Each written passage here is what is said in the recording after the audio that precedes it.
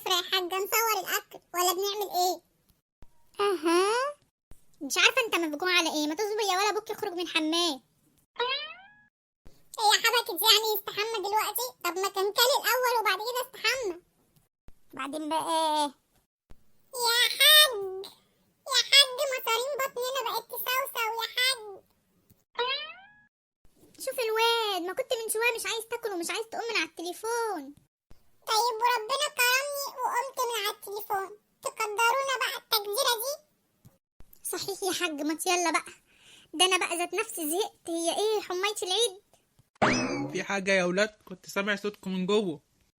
ابدا يا حاج، مفيش حاجة، ده انا قاعدة اقول للولاد كلوا انتوا كلوا انتوا، يقولوا ابدا هنستنى الحاج اما يجي. ايوه ايوه. طيب، غسلت ايديكوا؟ يا حاج غسلنا ايدينا وسمينا الله كمان، نفسنا نبدأ ناكل بقى. طب يلا بسم الله. يا خيرا. اخ، خير يا حاج، درسك قام عليك تاني ولا ايه؟